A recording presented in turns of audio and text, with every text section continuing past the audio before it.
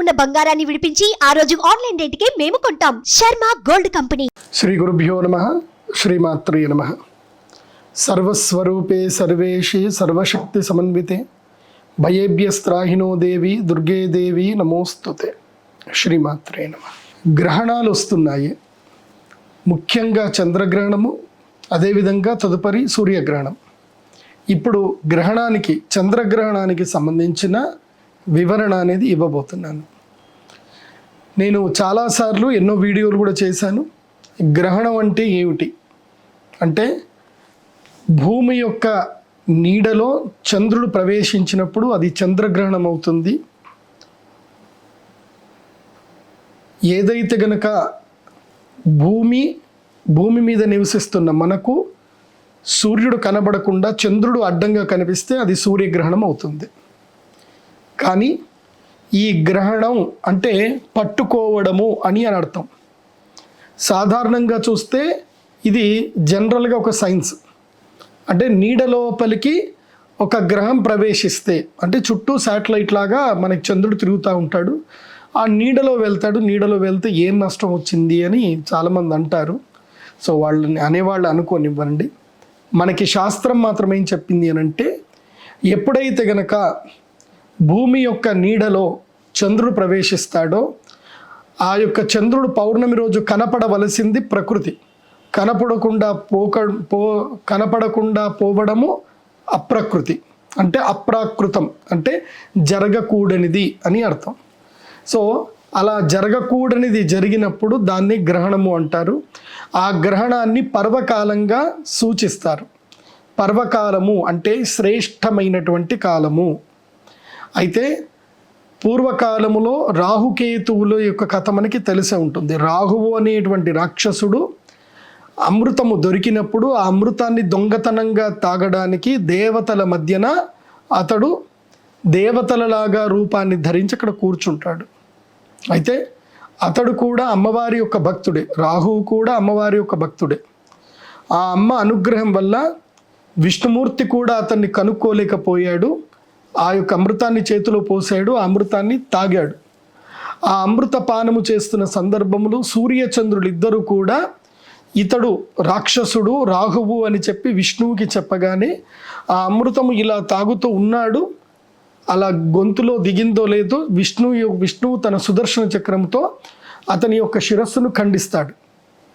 కానీ అమృత పానవశాత్తు, అమృతము తాగినటువంటి శక్తి వలన అతను మరణమును జయిస్తాడు.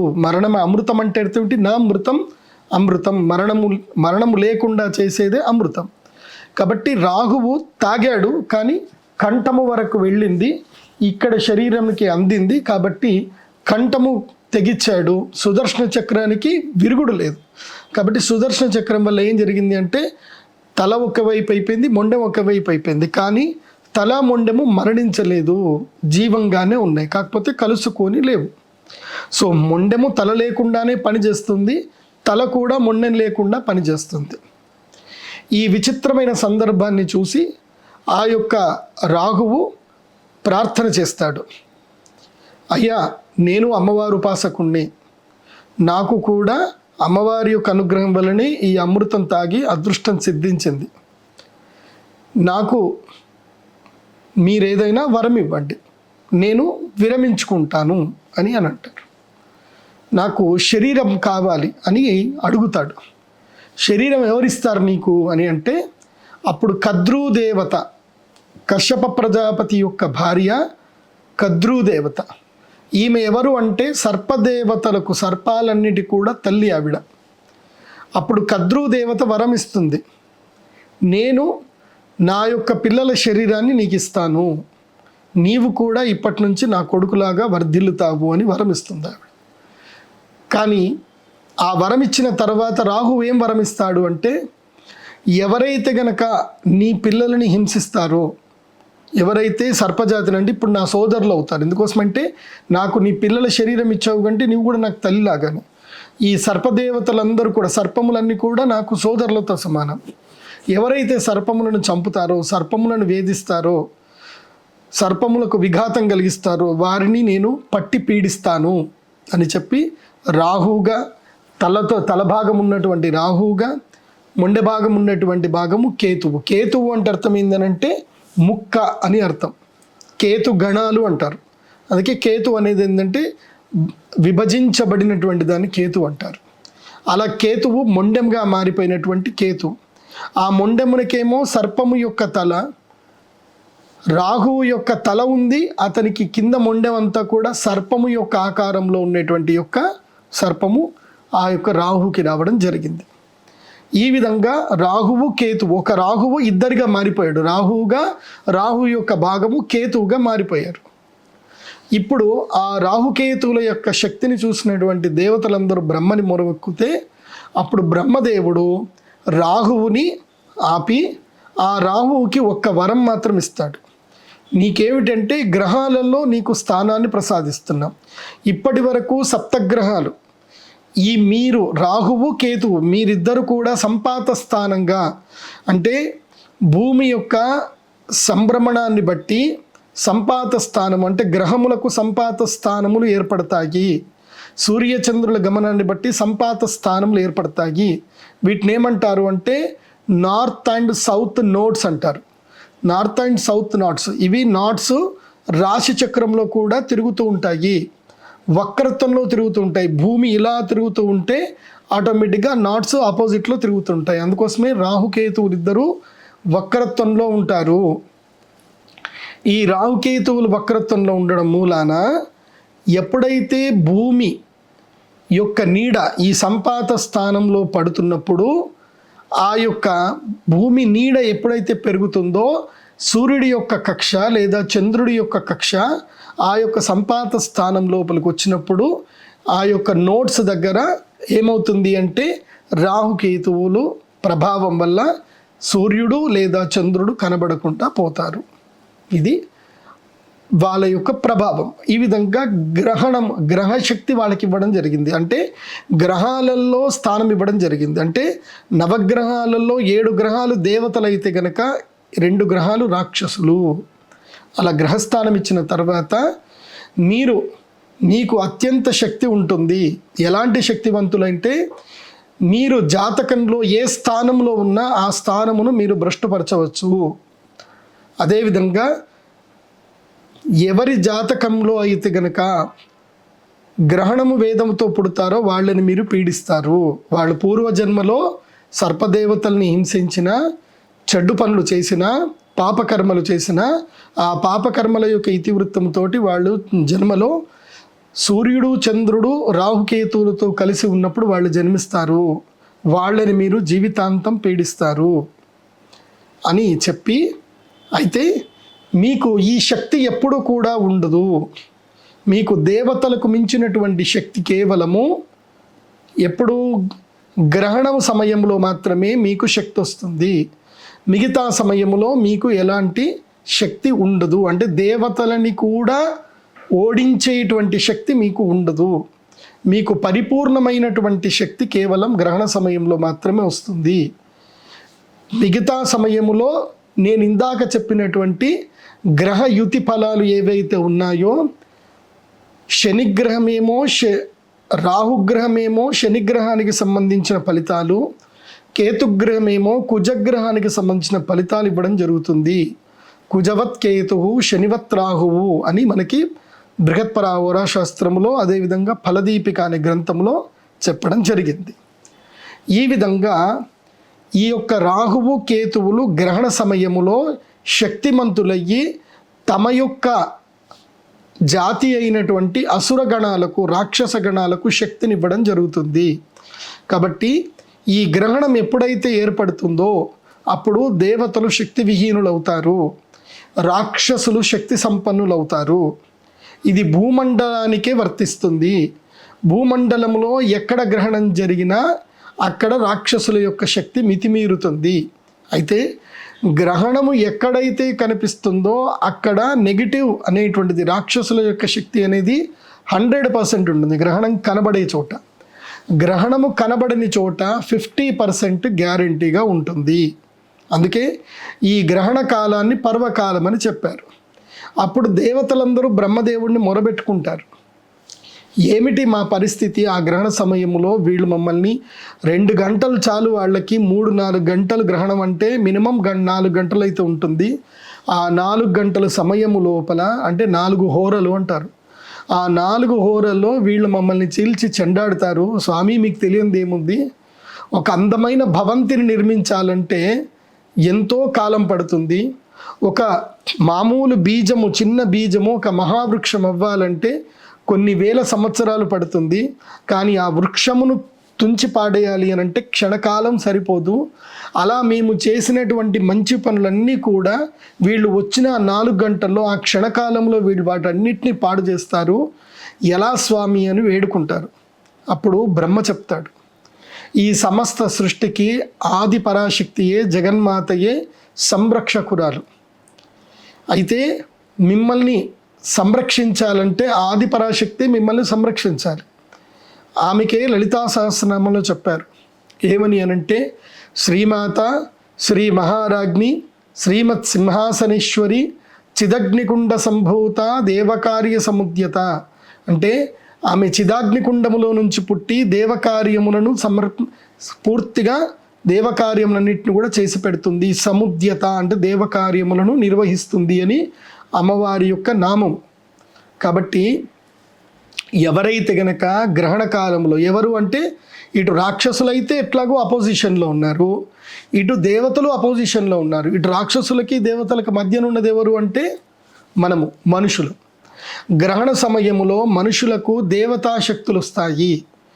ఎలా అంటే ఆ మనిషి జగన్మాత అయిన అమ్మవారికి అగ్నిస్వరూపములో ఈ యొక్క గ్రహణ సమయములో మంత్రోక్తంగా ఆజ్యమును నివేదన చేయటం వల్ల యక్షిణీ దేవతలకు, అదేవిధంగా దేవతలందరికీ కూడా అమ్మవారు శక్తిని ప్రసాదించి అమ్మవారు ఈ లోకమునకు రక్షణగా నిలుస్తుంది.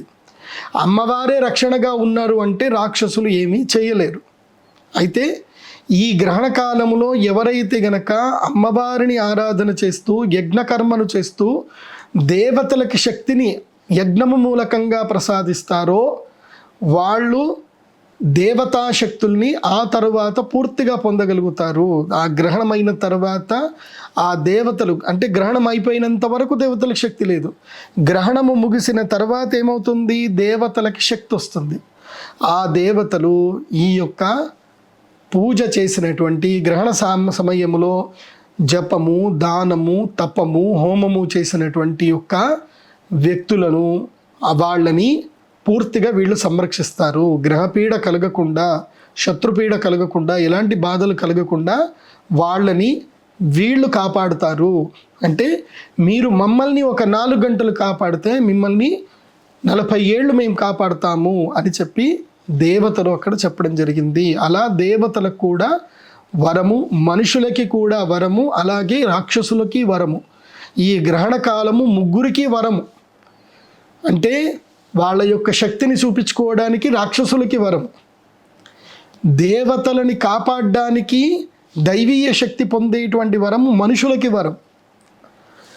దేవతలకు తాత్కాలికంగా మనుషులని దైవంగా ఆరాధన చేస్తూ అమ్మవారి ద్వారా శక్తిని పొందుతూ ఆ తరువాత మనుషులతో మణుగుతూ తమ యొక్క శక్తిని ద్విగుణీకృతం చేసుకోవడము దేవతలకు ఒక వరము. ఈ విధంగా గ్రహణ కాలము చాలా పర్వకాలము.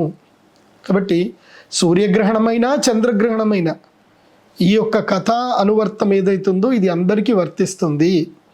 ఇప్పుడు చంద్రగ్రహణము రాబోతుంది, దాని విషయాలు మనం తెలుసుకుందాం. అది ఏ రోజు వస్తుంది, ఏ ఏ రాశుల వారికి బాగాలేదు, ఎవరెవరు యాగ కార్యక్రమాలు చేయాలో తెలుసుకుందాం. ఇప్పుడు భారతదేశంలో చంద్రగ్రహణం కనబడదు. మరి ఈ చంద్రగ్రహణం ఎక్కడ కనబడుతుందంటే వేరే దేశాల్లో కనబడుతుంది. అది అంతా కూడా నేను మీకు ఒక లిస్ట్ చెప్తాను, అది అంతా చూద్దాం. ఇప్పుడు ఈ చంద్రగ్రహణము పర్వకాలం ఎప్పుడు ఏర్పడుతుంది? ఈ చంద్రగ్రహణం అంటే 18 సెప్టెంబర్ 2024 ఉదయం 6:11 పెనంబ్రల్ అని అంటారు. అంటే భూమి యొక్క ఛాయ లోపలికి ఈ యొక్క చంద్రుడు ప్రవేశిస్తాడు. మన ఇండియన్ టైం ప్రకారం 6:11 వరకు అప్పుడు ప్రారంభమవుతుంది. సో అస్తమన కాలము అంటే గ్రహణం ఎప్పుడైపోతుంది, మధ్యకాలం ఎప్పుడంటే ఆల్మోస్ట్ 8:20 సమయము మధ్యకాలం, గ్రహణ మధ్యకాలం. గ్రహణము పూర్తిగా విడేటువంటి కాలము 10:27 ఉదయం, అంటే 6:11 నుంచి 10:27 వరకు ఈ గ్రహణము ఆద్యంత పుణ్యకాలము 3:04 ఉంటుంది. ఈ 3:04 కాలంలోనే యాగము యజ్ఞములు అవి చేయాలి. మరి ఈ గ్రహణము ఏ నక్షత్రంలో జరుగుతుంది, ఏ గ్రహం వల్ల జరుగుతుందంటే దీన్ని రాహుగ్రస్త పాక్షిక చంద్రగ్రహణం అంటారు. ఇది ఉత్తర భాద్రపద నక్షత్రములో సంభవిస్తుంది, మీనరాశిలో సంభవిస్తుంది. కాబట్టి మీనరాశి వారికి ఈ గ్రహణము అరిష్టప్రదము. మరి ఈ గ్రహణము ఏ రాశుల వారికి అరిష్టం సూచిస్తుంది అని అంటే మీనరాశి వారికి మేషరాశి, సింహరాశి, ధనుస్సు రాశి ఈ 4 రాశులకు ఈ గ్రహణము వల్ల అరిష్టం ఉంటుంది. ఈ అరిష్ట ప్రభావము అక్టోబర్ 18, 2024 వరకు ఈ యొక్క గ్రహణ ప్రభావము మళ్ళీ పూర్ణచంద్రుడు కనిపించేంత వరకు ఉంటుంది. అంటే మళ్ళీ ఆశ్వయుజ పౌర్ణమి వరకు ఈ గ్రహణ వేద ప్రభావము ఈ రాశుల వారి మీద ఉంటుంది. ఎవరు? మీనము, మేషము, సింహము, ధనుస్సు ఈ 4 రాశుల వారికి కీడు అంటే మంచిది కాదు. ఇక ఈ గ్రహణము వల్ల మేలు జరిగే రాశులు ఎవరికైతే అదృష్టం వరిస్తుంది ఎప్పటి వరకు అంటే సెప్టెంబర్ 18వ తారీఖు నుంచి అక్టోబర్ 18వ తారీఖు వరకు ఈ గ్రహణం వల్ల అదృష్ట కాలము. అందులోనూ అక్టోబర్ 2వ తారీఖు వరకు 100% అదృష్ట కాలం కలిసి వస్తుంది. ఎవరికి అనంటే మకర రాశి వారికి, తులారాశి వారికి, అదేవిధంగా వృషభ రాశి, మిథున రాశి వారికి ఈ గ్రహణము శుభదాయకము, అదృష్టప్రదము. అక్టోబర్ 2 వరకు 100%, అక్టోబర్ 2 తర్వాత 50%. ఎందుకోసమంటే అక్టోబర్ 2 తర్వాత సూర్యగ్రహణం అవుతుంది కదా, అక్కడ ఒకవేళ కనుక మీకు నెగిటివ్ వస్తే ఆ నెగిటివ్ ప్రభావం కూడా మీకు వర్తిస్తుంది.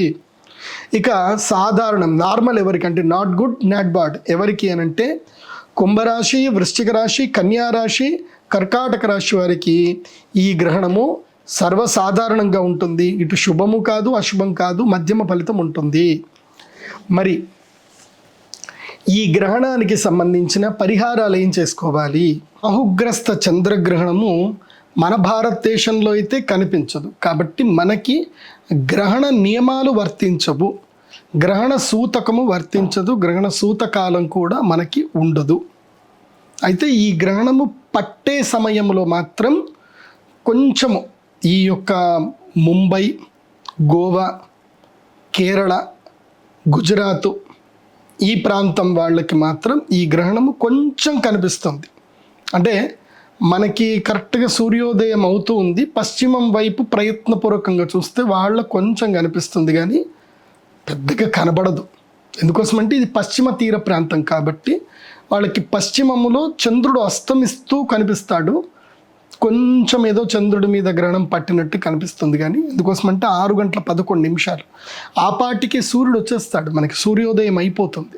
కాబట్టి అక్కడ లైట్ కనిపిస్తుంది కానీ అది కూడా జస్ట్ 1-2 మినిట్స్ మాత్రమే కనిపిస్తుంది. కాబట్టి గ్రహణ నియమాలు భారతదేశంలో అయితే ఎవరికి వర్తించవు. ఇప్పుడు ఈ గ్రహణ కాలంలో ఎవరెవరు చంద్రామృత సిద్ధి తంత్ర యాగానికి రావాలి? అందరికీ రావడానికి అలో లేదు. అంటే ఎవరైనా నా జీవితంలో చంద్రగ్రహం బాగాలేదండి, నాకు మనస్సు బాగాలేదు, తరచూ అనారోగ్యంగా ఉంది, అట్లాగే ఊరికే యాక్సిడెంట్లు అవుతున్నాయి, నా మానసిక పరిస్థితి బాగా లేదు అంటే వాళ్ళు వచ్చి యజ్ఞం చేసుకోవచ్చు. ఇది కామన్ స్టేటస్. జనరల్గా ఇది ఈ స్టేటస్ ఆఫ్ మైండ్ ఉన్నటువంటి వాళ్ళు, అంటే హెల్త్ బాగాలేనటువంటి వాళ్ళు, ముఖ్యంగా మెంటల్ హెల్త్ బాగాలేనటువంటి వాళ్ళు, మనోవ్యధతో బాధపడుతున్నటువంటి వారు, హెల్త్ ఇష్యూస్ రెగ్యులర్గా ఇబ్బంది పెడుతున్నటువంటి వారు ఈ యొక్క గ్రహణంకి వచ్చి చంద్రామృత సిద్ధి తంత్రయాగం చేసుకోవచ్చు. ఇక ఎవరెవరికి అరిష్టము అని అనంటే ఇప్పుడు ప్రస్తుత పరిస్థితికి అరిష్టం ఎవరికి అనంటే మీనరాశి, మేషరాశి, సింహరాశి, ధనుసు రాశి ఈ 4 రాశుల వారు ఈ యొక్క యాగాన్ని చేయించుకుంటే మంచిది. ఎందుకోసమంటే అరిష్టము అంటే ఏదో ఒక ఇబ్బంది కలిగే అవకాశాలు ఉంటాయి.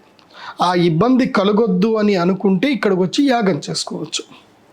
ఇక అత్యంత కీలకంగా ఎవరెవరు వచ్చి యాగం చేయించుకోవాలి అనంటే మీ యొక్క జాతకంలో మీరు పుట్టిన సమయము లోపల గ్రహాలు చంద్రుడు, రాహువు అంటే ఆ యొక్క కుండలిలో చంద్రగ్రహము, రాహుగ్రహం కలిసి ఉన్న, చంద్రగ్రహము, కేతుగ్రహం కలిసి ఉన్న ఈ గ్రహణ సమయంలో వచ్చి మీరు యాగము తప్పకుండా చేయించుకోవాలి. చంద్రామృత సిద్ధి తంత్రము వీరు తప్పకుండా చేయించుకోవాలి. ఎవరు తప్పకుండా?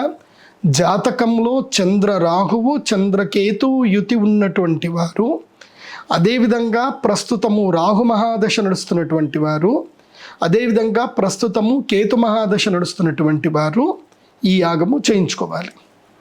గురుగారు మాకెలా తెలుస్తుంది ఈ యొక్క గ్రహస్థితి? మా జాతకంలో ఇది ఉందని, అసలు మాకు జాతకం అంటేనే తెలియదు కదా అని అంటే, ఎస్, మీరు కూడా మీ మొబైల్లోనే మీరు ఫ్రీగా తెలుసుకోవచ్చు.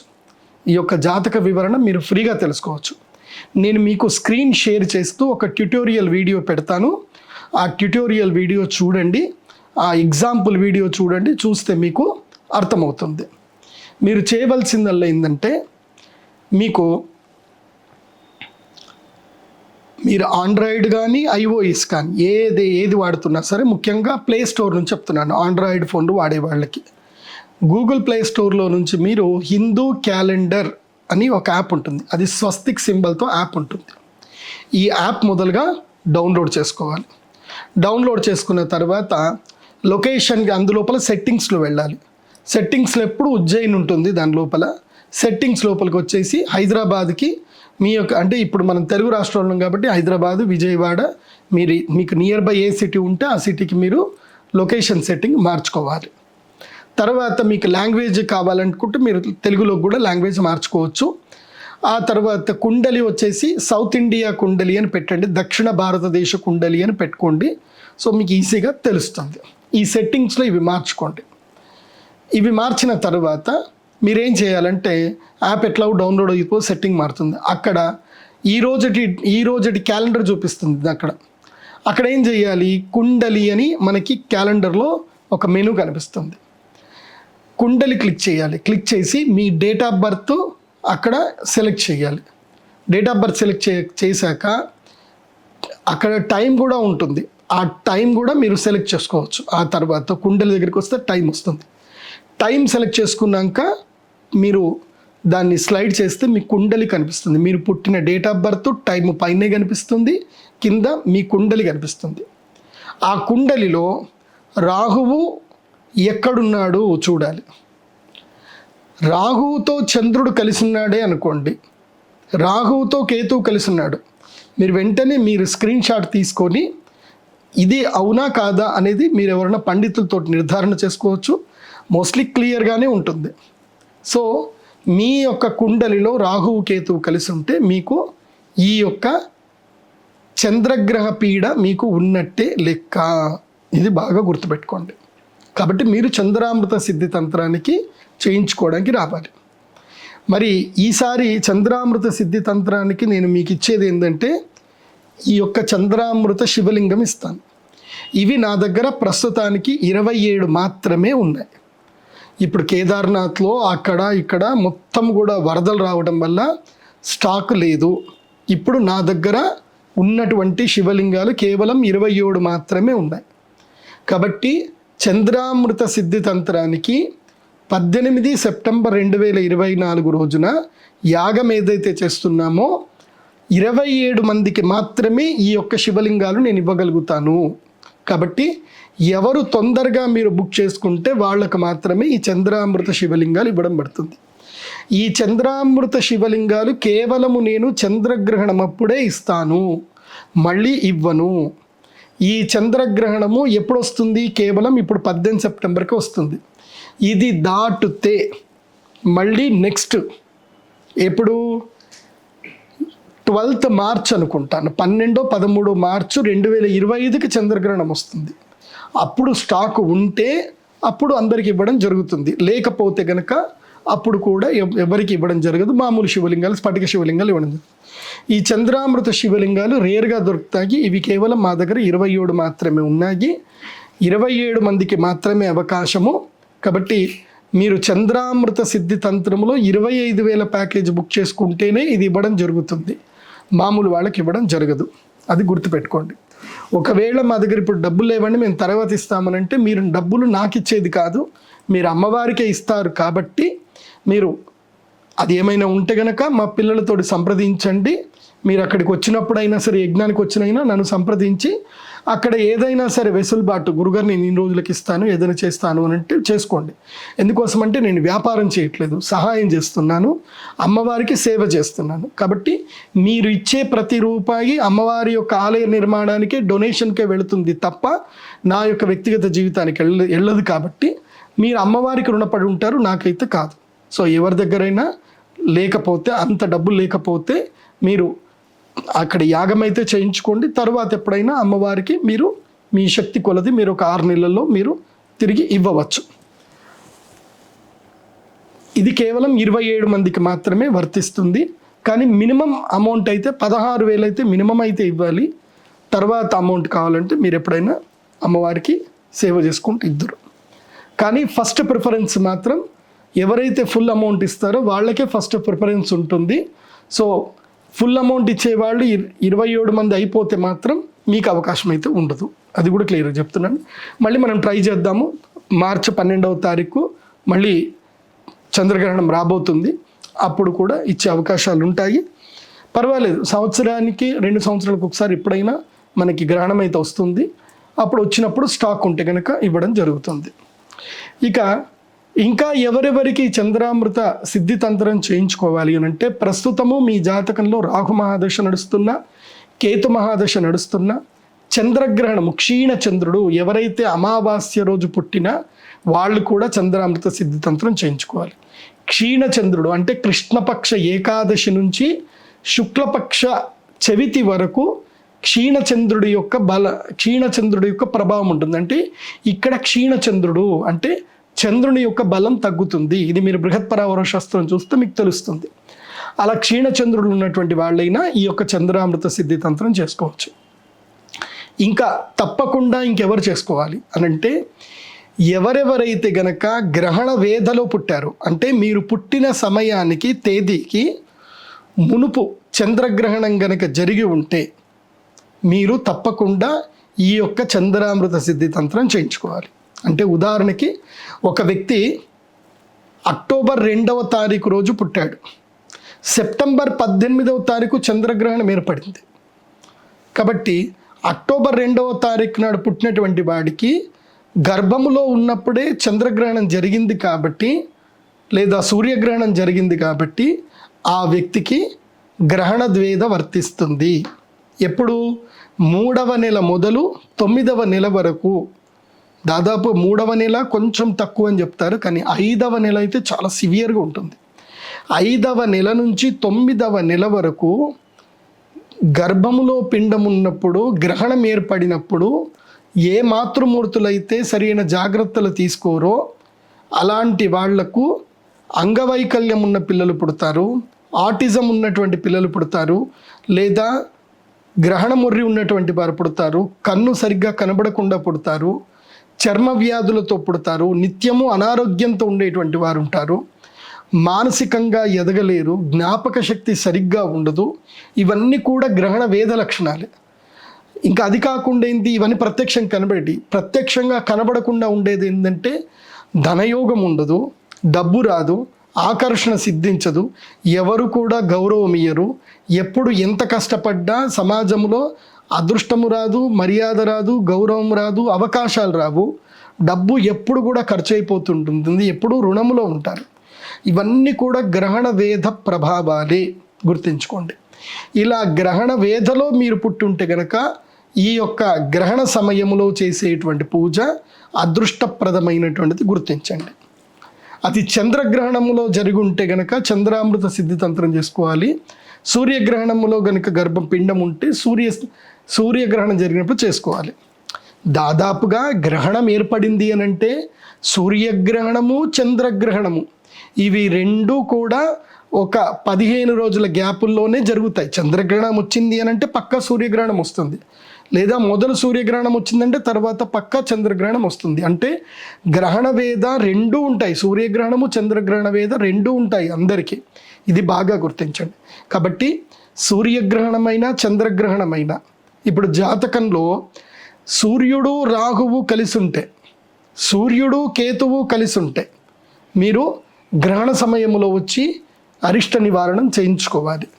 అయితే చంద్రరాహువు చంద్రకేతువు కలిసి ఉంటే చంద్రగ్రహణములో, సూర్యరాహువు సూర్యకేతువు కలిసి ఉంటే సూర్యగ్రహణములో పూజ చేయించుకోవాలి, అరిష్ట నివారణం చేయించుకోవాలి. సో ఇది ఈ యొక్క గ్రహణానికి సంబంధించిన పరిహార పూజలు. ఈ పరిహార పూజలు చేయించుకోవడానికి మీరు స్క్రీన్ మీద కనిపిస్తున్న pradeepjoshi.com వెబ్సైట్ విజిట్ అవ్వండి. మీరు అక్కడ గ్రహణానికి ఎంతైతే అడ్వాన్స్ అమౌంట్ ఉంటుందో అడ్వాన్స్ అమౌంట్ పే చేయండి, మీ స్లాట్ బుక్ చేసుకోండి. ఈ గ్రహణం కేవలము 27 మందికి మాత్రమే అవకాశం కల్పిస్తున్నాము. ఎక్కువ మందికి అవకాశం లేదు. ఎందుకోసమంటే వర్షాలు బాగా పడే అవకాశం ఉంది, ఆలయ నిర్మాణ క్రమంలో ఉంది కాబట్టి ఎక్కువ మందికి అయితే అవకాశం లేదు. అది సరే. ఈ గ్రహణ సమయంలో మేము రాలేమండి, మేము చాలా దూరంలో ఉంటాం, ఎక్కడో అమెరికాలో ఉంటాం, మా ప్రాంతంలో ఈ గ్రహణం కనిపిస్తుంది, మరి మేము పూజ చేయించుకోవచ్చానంటే ఎస్, మీరు కూడా 25,000 పే చేసి మీ గోత్రనామాలు చెప్పించుకొని మీరు పూజ చేయించుకోవచ్చు. మీకు యంత్రము కావాలన్నా, ఈ యొక్క చంద్రామృత శివలింగము కావాలి అన్నా మీరు 25,000 పే చేసుకుంటే తర్వాత ఎక్స్ట్రా ఏదైతే కనుక ఫెడెక్స్ కొరియర్ ఛార్జెస్ ఉంటాయి, ఆ కొరియర్ ఛార్జెస్ మా పిల్లలు మీకు చెప్తారు, అవి మీరు పే చేసుకుంటే మీకు కొరియర్ పంపించడం జరుగుతుంది. భారతదేశంలో కాదు, ప్రపంచంలో ఎక్కడ ఉన్నా సరే మీకు కొరియర్ ద్వారా పంపించడం జరుగుతుంది. ప్రసాదం, యంత్ర ప్రసాదము, అదేవిధంగా మాలలు, అదేవిధంగా చంద్రామృత శివలింగం. అమెరికాలో ముఖ్యంగా ఆటిజం ఉన్నటువంటి పేషెంట్స్ ఎవరైతే ఉంటారో, ఆటిజం బాగా గుర్తుపెట్టుకోండి, ఆటిజం ఉన్నటువంటి పిల్లలకు ఈ చంద్రామృత శివలింగం ఇవ్వడం జరుగుతుంది. దీనికి నిత్యము శివనామ మంత్రము చెబుతూ, అమ్మవారి యొక్క మంత్రము శ్రీమాతృ మంత్రాన్ని చెబుతూ అభిషేకము చేసి ఆ నీటిని తాగడం వల్ల క్రమేపీ బుద్ధి వికసిస్తుంది. సారస్వతారిష్టమును ఈ చంద్రామృత శివలింగం పైన అభిషేకం చేసి, సారస్వతారిష్టం అనేటువంటి మెడిసిన్ని ఈ చంద్రామృత శివలింగం పైన పౌర్ణమి నిండు వెన్నెల పడుతున్నప్పుడు అభిషేకం చేసి దాన్ని మీరు దాచిపెట్టుకోవాలి. అది ప్రతిరోజు ఆ సారస్వతారిష్టాన్ని 15 ml విత్ 100 ml వాటర్ కలుపుకొని తాగాలి. పౌర్ణమి రోజు దీనికి అద్భుతమైన శక్తి వస్తుంది. మానసిక వ్యధ ఉన్నా, తర్వాత ఆటిజం పేషెంట్స్ ఉన్నా, జ్ఞాపక శక్తి తక్కువ ఉన్నా, మనోవ్యధ ఉన్నా, ఆరోగ్య సమస్యలు ఉన్నా, ఈ యొక్క చంద్రామృత శివలింగాన్ని పౌర్ణమి వెన్నెల్లో మధ్య చంద్రుడు అంటే రాత్రి 9 గంటల నుంచి ఆల్మోస్ట్ 3 గంటల వరకు చంద్రుని యొక్క శక్తి ప్రభావం ఎక్కువ ఉంటుంది. అప్పుడు ఇక్కడ ఆజ్ఞాచక్రంలో పెట్టుకొని చంద్రుడిని చూస్తూ ధ్యానం చేసుకొని ఒక 15 నిమిషాలు 5 నిమిషాలు ఉండగలిగితే ఆ చంద్రుని యొక్క శక్తి దీని లోపలికి వస్తుంది. మధ్య చంద్రుని యొక్క ముహూర్తం ఉంటుంది. ఎప్పుడైనా పౌర్ణమి రోజు రాత్రి 11 గంటల 15 నిమిషాల నుంచి 12:45 వరకు మధ్య చంద్రుని యొక్క శక్తి వస్తుంది. అప్పుడు ఆ మధ్య చంద్రుడి యొక్క శక్తి వచ్చినప్పుడు లలితా సహస్రనామం చదువుతూ ఈ యొక్క చంద్రామృత శివలింగానికి పాలు మరియు తేనెతో అభిషేకం చేసి, ఆ పాలు తేనె కలిపినటువంటి యొక్క ప్రసాదాన్ని ఎవరైతే స్వీకరిస్తారో వాళ్ళకి ఆకర్షణ యోగసిద్ధి పెరుగుతుంది. అదేవిధంగా అనారోగ్య సమస్యలు కూడా రావు, గ్రహస్థితి గ్రహబాధలు కూడా దూరం అవుతాయి. ఇది అద్భుతమైన ట్రిక్. ఇది కేవలము ఎప్పుడు ఉపయోగపడుతుంది అని అంటే కేవలము మనకి శరదృతువులో మాత్రమే. అంటే ఇప్పుడు ఆశ్వయుజ మాసము, కార్తీక మాసం, మార్గశీర్ష మాసము, అదేవిధంగా ఇంకా ఈ మాసాలు మాత్రం హేమంత ఋతువులో కూడా మనకి అదృష్టం బాగుంటే మనకి చంద్రుడు కనిపిస్తాడు. కానీ మిగతా ఎక్కడ కూడా చంద్రుడు ఎక్కువగా కనబడ్డు. ఇప్పుడు వర్ష ఋతువులో కనబడ్డు. చంద్రుడు కనబడ్డప్పుడు చేస్తే ఇంకా శక్తి ఉంటుంది ఈ యొక్క చంద్రామృత శివలింగానికి. సో ఈ చంద్రామృత శివలింగము కేవలం నేను గ్రహణ సమయంలో, చంద్రగ్రహణ సమయంలో మాత్రం ఇస్తాను. సూర్యగ్రహణం అప్పుడు ఇవ్వను. సూర్యగ్రహణం అప్పుడు వేరే శివలింగం ఇస్తాను. సో ఇప్పుడు 18 సెప్టెంబర్ 2024 రోజున చంద్రగ్రహణం ఏర్పడుతుంది. ఈ పూజా కార్యక్రమం ఇప్పుడు ఎలా ఉంటుంది అని అంటే, ఎవరెవరైతే యజ్ఞం చేయించుకోవాలనుకుంటున్నారో, ఎవరెవరైతే ఈ పర్వకాలములో చంద్రామృత సిద్ధితంత్రం చేసుకోవాలనుకుంటున్నారో వారందరికీ కూడా పూజా సమయ వివరాలు చెప్తాను, జాగ్రత్తగా వినండి. మీరు ముందు రోజు వచ్చే దేవాలయంలో ఉంటే మంచిది. అంటే 17వ తారీఖుకే వచ్చి దేవాలయంలో ఉంటే చాలా మంచిది. లేకపోతే 17వ తారీఖుకే వచ్చి నిజామాబాద్లో హోటల్స్ ఉంటాయి, ఎక్కడైనా హోటల్లో దిగండి. మీ సొంత కారులో వస్తే మంచిది. ఇది కేవలము గ్రహణము పూజ చేసుకునేటువంటి వారు మాత్రమే రావాలి, చూసేటువంటి వాళ్ళు రావడానికి లేదు. ఒకవేళ వచ్చినా మమ్మల్ని డిస్టర్బ్ చేయొద్దు, మీ పాటికి మీరు ధ్యానం చేసుకుంటూ కూర్చోవాలి. గుర్తుపెట్టుకోండి, గ్రహణం యొక్క పూజ, ఈ యొక్క పూజా కార్యక్రమం అంతా కూడా ఉదయం 5 గంటల నుంచే స్టార్ట్ అయిపోతుంది. గుర్తుపెట్టుకోండి, అంటే 5 గంటల వరకు టెంపుల్ దగ్గర ఉండాలి. ఎందుకోసమంటే 6 గంటల 11 నిమిషంలకు గ్రహణ స్పర్శ ప్రారంభమవుతుంది. అస్తమిస్తున్న చంద్రుణ్ణి 5 గంటలకే అందరూ వచ్చి చూడాలి. అస్తమిస్తున్న చంద్రుని చూసి నమస్కరించుకొని అక్కడి నుంచి కంకణం కట్టుకొని యజ్ఞం ప్రారంభం జరగాలి. అంటే ఆల్మోస్ట్ 4 to 5 మధ్యలోనే, అంటే 4 గంటల వరకే తెల్లవారుజామునే 18వ తారీఖు తెల్లవారుజామున 4 గంటల వరకు 4 AM to 5 AM మధ్యలో అందరు గ్యాదర్ అయిపోవాలి, రెడీ ఉండాలి స్నానం చేసి. సో 5 to 6 అందరూ చంద్రుడికి దండం పెట్టుకోవడము, తర్వాత వాళ్ళ గోత్రనామాలన్నీ కూడా చెప్పించుకోవడము. మీకు అందరికి ఒక ఫామ్ ఇస్తాము, తప్పకుండా ఆ ఫామ్ మొత్తం ఫిల్ చేయాలి. ఫామ్ మొత్తం ఫిల్ చేసి మీ డేట్ ఆఫ్ బర్త్, మీ యొక్క ఫ్యామిలీ గోత్రనామాలు, మీ పేర్లు అవన్నీ కూడా రాయాల్సి ఉంటుంది. తప్పకుండా మీరు ఆ ఫామ్ ఫిల్ చేసేసుకోవాలి. ఆ ఫామ్ ఫిల్ చేసి నాకు ఇవ్వాలి, నేను చూస్తాను. నేను అందరికీ సంబంధించి ఏమైతే ఉన్నదో అవి నేను సంకల్పం చేసేటప్పుడు నేను చేయడం జరుగుతుంది. 6 గంటలకి యజ్ఞం ప్రారంభం అవుతుంది. 6 నుంచి 8 గంటల వరకు మధ్యకాలము, 8 నుంచి 10 గంటల వరకు అంతకాలము. సో 6:11కి స్టార్ట్ అవుతే 10:27కి యజ్ఞము పరిసమాప్తం అవుతుంది. ఈ గ్రహణ సమయంలో తప్పకుండా ఎవరెవరు పాల్గొనాలో ఆ నక్షత్రాలు, రాశులు చెప్తాను. కీడు జరగొద్దు అనుకొని రావాల్సిన వారు మీనరాశి, మేషరాశి, సింహరాశి, ధనుస్సు రాశి. ఈ చంద్రగ్రహణం వల్ల అదృష్ట యోగ సిద్ధి కలగాలి అనుకుంటే రావాల్సినటువంటి వారు మకర రాశి, తులారాశి, వృషభ రాశి, మిథున రాశి. మిగతా వాళ్ళు ఇష్టం ఉంటే రావచ్చు, లేకపోతే లేదు. ఎందుకోసమంటే కుంభ, వృశ్చిక, కన్య, కర్కాటక రాశి వారికి ఇది మధ్యమం, వీళ్ళకి వర్తించదు. అయితే నేను ఇందాక చెప్పినట్టుగా గ్రహణ వేద ఉన్న, చంద్రరాహు చంద్రకేతు యుతి ఉన్న, రాహు దశలో కేతు దశలో పుట్టిన వచ్చి యజ్ఞం అయితే చేసుకోవాలి. ఇక ఏ నక్షత్రాలకి ఇది కీడు: ఉత్తర భాద్రపద నక్షత్రము అన్ని పాదాలు, రేవతి అన్ని పాదాలు, పూర్వ భాద్రపద నక్షత్రం 4వ పాదము, అశ్విని నక్షత్రం, భరణి నక్షత్రం, కృత్తిక 1వ పాదము, మఘా నక్షత్రం, పూర్వ పలుగు నక్షత్రం, ఉత్తర పలుగున 1, 2, 3 పాదాలు, మూలా నక్షత్రము, పూర్వ పలుగున నక్షత్రము, ఉత్తరాషాఢ నక్షత్రము, అదేవిధంగా ఉత్తరాషాఢ నక్షత్రం 1వ పాదం. ఈ నక్షత్రాలు వాళ్ళందరూ వచ్చి కూడా పూజ చేయించుకుంటే మంచిది. ఈ గ్రహణ కార్యక్రమ వివరాలు ఏంటంటే, ముందు రోజు ఎవరు నాన్ వెజ్ తినకూడదు, అంటే 17వ తారీఖు ఎవరు నాన్ వెజ్ తినకూడదు. 18వ తారీఖు నాడు ఉదయం యజ్ఞం స్టార్ట్ అవుతుంది. యజ్ఞం అయిపోయిన తర్వాత 10 గంటలకి అందరికీ గ్రహణం అయిపోతుంది. గ్రహణ సమయంలో అందరికీ తాగడానికి మంచినీళ్ళు ఇవ్వడం. ఎందుకోసమంటే గ్రహణం మనకు కనబడట్లేదు కాబట్టి, మనకి దోషాలు లేవు కాబట్టి మీకు అందరికి కూడా మీకు ఉపశమనానికి ఇవ్వాల్సిన ఏవైతే ద్రవ పదార్థాలు ఇవ్వడం జరుగుతుంది. 10:30కి 10 గంటల 30 నిమిషాల గ్రహణం అయిపోతుంది. అంటే 10, 11, 10:27కి అయిపోతుంది. సో 10:30కి అందరూ తమ తమ సొంత కార్లలో అక్కడి నుంచి బాసరికి ప్రయాణం అవుతారు. బాసరికి మనము 11 గంటల వరకు చేరుకుంటాము. 11 గంటలకి బాసర్లో గంగలో స్నానం చేయడము, అందరికీ రుద్రశూల స్పర్శ, రుద్రశూల స్నానం ఉంటుంది. 11:20, 11:30 గట్ల బాసర చేరగానే స్నానం ఉంటుంది. మళ్ళీ అక్కడి నుంచి ఎవరైనా సరే అమ్మవారిని దర్శనం చేసుకొని వస్తాము అనుకుంటే అక్కడి నుంచి దర్శనం చేసుకొని మళ్ళీ టెంపుల్కి రావాలి. ఒకవేళ టెంపుల్కి రాము అని అంటే మాత్రం ముందుగానే నాకు చెప్పాలి, గురుగారు మేము గ్రహణం అయిపోయిన తర్వాత బాసరి వెళ్ళి స్నానం చేసిన తర్వాత అట్నుంచటే అమ్మవారి గుడిలో దర్శనం చేసుకొని మేము అట్నుంచటే మా ఊరికి వెళ్ళిపోతామండి అని అంటే ముందే మీకు యంత్రం ఇవ్వడం జరుగుతుంది. లేకపోతే యంత్రము ముందు ఇవ్వడం జరగదు, అది ముందే చెప్పాలి. సో బాసర్లో స్నానాలు అయిపోతాయి. మళ్ళీ బాసర్ నుంచి తిరుగు ప్రయాణం అమ్మవారి గుడికి వస్తాము. అమ్మవారి గుడికి వచ్చిన తర్వాత అందరూ భోజనాలు చేయాల్సింది ఉంటుంది. భోజనములు అయిపోయిన తర్వాత మీరందరూ నాకు ఒక ఫామ్ ఫిల్ చేసి ఇస్తారు కదా, అప్పుడు ఎవరెవరైతే పూజ కూర్చున్నారో వాళ్ళందరినీ పిలుస్తాం. పిలిచి వాళ్ళ ఫామ్ని బట్టి వాళ్ళు ఎవరెవరు వచ్చారో వాళ్ళ సంఖ్య నెంబర్ బట్టి వాళ్ళని పిలుస్తాము. వాళ్ళ యొక్క సమస్యలు ఏంటో విని వాళ్ళకి యంత్రం ఏదైతుందో ఆ యంత్రంను అభిమంత్రించి వాళ్ళకి యంత్రం ఇవ్వడం జరుగుతుంది. ఈ విధంగా ఈ యొక్క గ్రహణ కార్యక్రమము పూర్తిగా ముగుస్తుంది. ఇది 18వ తారీఖు సెప్టెంబర్ 2024 రోజు జరిగేటువంటి కార్యక్రమం, చంద్రగ్రహణానికి సంబంధించిన వివరణ.